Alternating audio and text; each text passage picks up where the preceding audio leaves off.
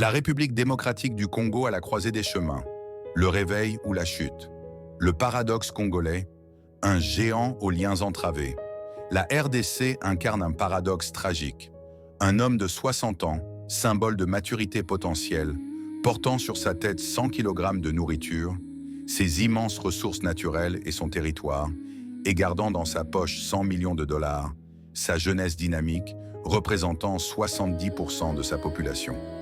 Pourtant, paralysé, il ne sait comment utiliser ses atouts, tandis que la faim et la colère grondent autour de lui. Cette allégorie résume le dilemme existentiel du pays. Le poids de la nourriture, la malédiction des ressources. Les 100 kg de nourriture sont les minerais stratégiques, cobalt, coltan, diamant, les vastes terres arables et les forêts. Au lieu d'être une bénédiction, cette richesse est devenue une malédiction, attisant les convoitises internationales et alimentant les conflits internes. Le monde, avide de ses ressources, a tout intérêt à maintenir un Congo faible et divisé pour continuer à piller ses richesses à moindre coût. La nourriture sur la tête nourrit l'étranger et affame le propriétaire. Le trésor dans la poche, le potentiel inexploité de la jeunesse. Les 100 millions de dollars symbolisent le capital humain. Cette jeunesse majoritairement entrepreneur, créative et pleine d'énergie. C'est le principal atout pour un avenir prospère. Mais ce trésor reste captif, faute d'éducation de qualité, d'emploi et de perspective. Une jeunesse désœuvrée devient une proie facile pour les manipulateurs politiques et les recruteurs des milices, qui instrumentalisent les différences ethniques pour mieux diviser et régner. Les 3 choix inéluctables. Face à ce constat, la RDC n'a que 3 options. 1. Partager pacifiquement. Cette voie implique une refonte totale de la gouvernance. Il s'agit de construire des institutions fortes et transparentes où les revenus des ressources sont équitablement redistribués au profit de toute la population. Cela signifie investir dans les services sociaux, les infrastructures et créer un contrat social basé sur la justice et l'inclusion, mettant fin aux conflits ethniques orchestrés. 2. Vendre au risque.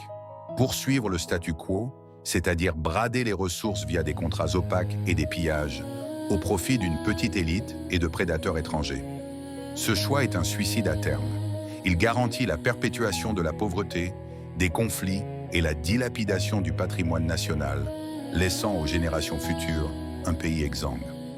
3. Investir la nourriture et l'argent, la souveraineté. C'est la voie de la sagesse et du courage.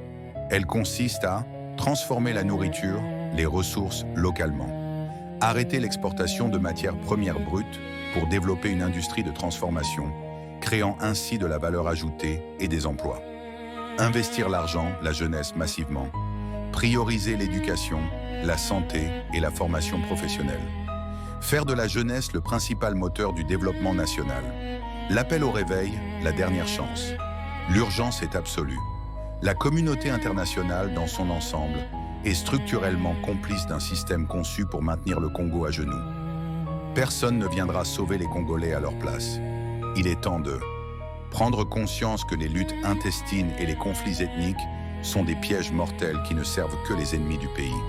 Comprendre que le monde est déterminé, par tous les moyens, à maintenir le Congo dans l'impuissance pour assouvir sa soif de ressources. Se réveiller et assumer sa propre responsabilité historique. La survie et la dignité de la nation congolaise dépendent des choix faits aujourd'hui par les Congolais eux-mêmes. Le compte à rebours est lancé. Le géant doit se libérer de ses liens, prendre conscience de sa force et enfin, utiliser la nourriture sur sa tête et le trésor dans sa poche pour se nourrir lui-même et construire sa propre maison. Le salut du Congo ne peut venir que des Congolais. Merci d'avoir regardé SMT TV. N'oubliez pas d'aimer, de partager et de vous abonner.